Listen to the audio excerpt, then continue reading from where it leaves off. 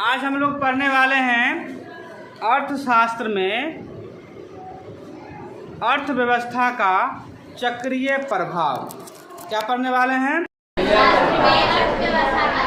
चक्रीय प्रभाव, अर्थात उपभोक्ता से लेकर उत्पादक तक किस प्रकार के रिलेशन बने हुए होते हैं। तो देखिए ये लिखा हुआ है क्या, उपभोक्ता क्षेत्र, क्योंकि जब हम इकोनॉमिक्स पढ़ते हैं तो उसमें दो चीज़ें होते हैं, उपभोक्ता और उत्पादक। उपभोक्ता का अर्थ हो गया कस्टमर, जो खरीदार होते हैं, और उत्पादक क्षेत्र उसे कहते हैं जो कंपनियां होती है जो वस्तुओं को बनाती है या सेवाएं देती है।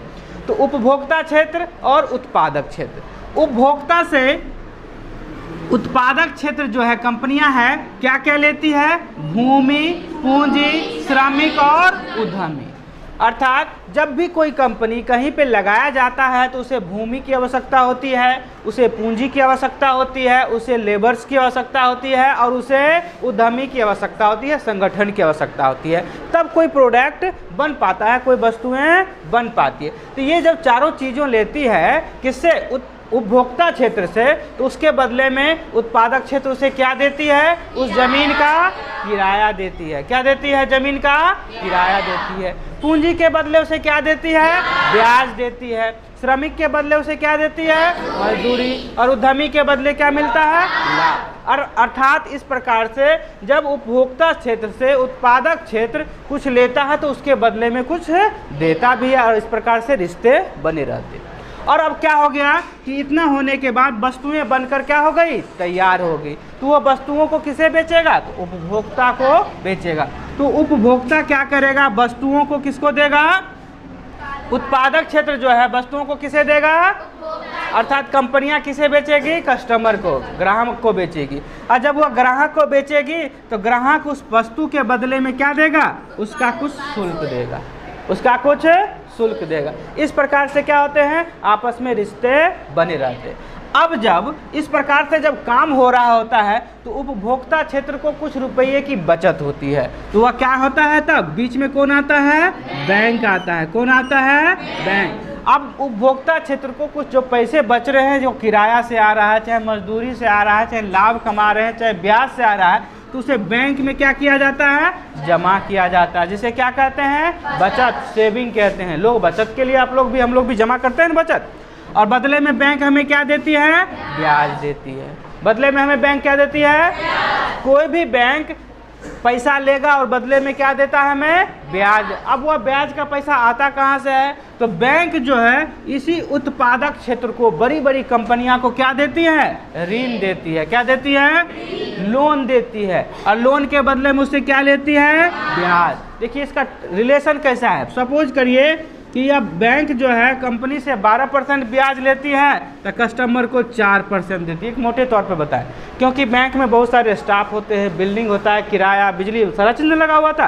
तो ये 8% सपोज करिए अपने पास रख के अपने टर्म को चलाता है, पूरा ऑफिस को चलाता है, 4% फिर कस्टमर को ब्याज के रूप में देता है। बात समझ में आया कि सपोज करिए कि आपके गांव के 10 लोगों के पास 10-10 हज़ार रुपया बैंक में जमा है, तो कितना हो गया, 1 लाख। वह 1 लाख किसे दे देगा, किसी संगठन या कंपनी को, और उसके बदले में जो ब्याज 12,000 रुपया मिला उसमें से 4,000 क्या करेगा, आपको दे देगा, और 8,000 में वो अपना पूरा सिस्टम चलाएगा। बात समझ में आ गया।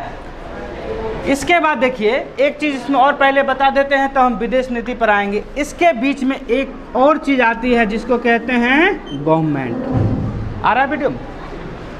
इसके बीच में एक चीज़ और आती है जिसको कहते हैं गवर्नमेंट। गवर्नमेंट मतलब सरकार। नहीं, जब आप लोगों को ये सारा सामान देते हैं, उसके बदले में वस्तुएं लेते हैं, तो बीच में सरकार आती है और क्या कहती है, हमको क्या चाहिए, टैक्स चाहिए। क्या चाहिए, टैक्स चाहिए।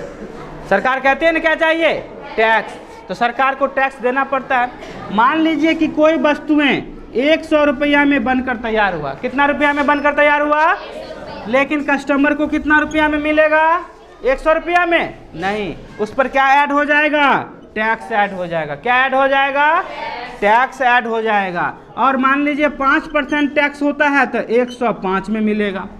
जैसे जीएसटी के नियम होते हैं ना 5, 12, 18, 28 इस प्रकार से नियम होते हैं। तो जिस प्रकार का टैक्स लगेगा, जैसा है वो प्रोडक्ट, इलेक्ट्रॉनिक आइटम है तो अलग है, खाने के आइटम है अलग है, थोड़ा कंफर्टेबल लाइफ है तो उसके लिए अलग है, जैसे एसीआर पर थोड़ा अधिक लगता है। तो 28% टैक्स लगेगा तो 28 रुपया कस्टमर को पे करना पड़ेगा। 100 कंपनी को जाएगा तो 28 रुपया किसको जाएगा? सरकार को जाएगा। क्या किसको जाएगा? सरकार टैक्स के रूप। तो जब सरकार टैक्स के रूप में लेती है तो वह किससे टैक्स ले रही है? उपभोक्ता से। नहीं ले रही है टैक्स, तो उपभोक्ता को बदले में कुछ देती भी है। जैसे आपसे टैक्स लिया जा रहा है, आप पार्ले जी खरीदते हैं 5 रुपया का, उस पर भी टैक्स लग रहा है, नहीं लग रहा है? 5 रुपया का कलम खरीदते हैं, पंखा खरीदते हैं, मोबाइल खरीदते हैं, टीवी खरीदते हैं, कुछ भी आप खरीदते हैं, सब पर टैक्स लग रहा है। अब टैक्स जब लग रहा है तो सरकार आपको पैसा दे रही है। कैसे दे रही है? कैसे? योजनाओं के तहत। सही जवाब है। कैसे? फ्री में स्कूल में आपको पढ़ने के लिए मिल रहा है, इसके बदले में आप पैसा पे कर रहे हैं? नहीं। कौन पे कर रही है? सरकार पे कर रही है टीचर को। तो अनेक तरह के स्कॉलरशिप मिलते हैं जिसको कहते हैं छात्रवृत्ति। देखिएगा, बूढ़े लोगों को पेंशन मिलता है। क्या मिलता है? पेंशन। ओल्ड एज पेंशन मिलता है ना? नहीं मिलता बूढ़ा आदमी को पेंशन। लड़कियों को देखिए अभी ग्रेजुएशन में 50-50 हज़ार रुपया मिला है, नहीं मिल रहा है स्कॉलरशिप। आप लोग को कपड़े का पैसा छात्रवृत्ति के रूप में मिलता है, पोशाक राशि के रूप में मिलता है, नहीं मिलता है? देखिएगा, लड़कियों को शादी के लिए कन्या उत्थान योजना के तहत सरकार सब देती है। उसमें गैस खरीदते हैं तो उस पर भी सब्सिडी के रूप में मिलता है, नहीं मिलता है? तो इस प्रकार से कई लाभ होते हैं। तो सब्सिडी तो कंपनी के क्षेत्र में चला जाता है। इस प्रकार से कई चीज़ें, जैसे सड़क ही बनवाती है, हॉस्पिटल ही बनाती है। अभी हॉस्पिटल में जाते हैं, 1 रुपया का रसीद 2 रुपया का कटाते हैं, 150 रुपया का इलाज करा लेते हैं, नहीं करा लेते हैं? तो ये सब रूप में सरकार हमें उसी टैक्स के पैसे से उपभोक्ता को क्या करती है? लाभ देती है। टैक्स सब पे हो रहा है, लेकिन जिसको ज़रूरत है, देखिए 3 रुपये गेहूँ मिल रहा है, नहीं मिल रहा है? जिसको कोटा कहते हैं। डीलर के यहाँ कितने रुपए? 3 रुपये 4 रुपये गेहूँ चावल मिल रहा है ना? क्या गेहूँ की कीमत 3 रुपया है?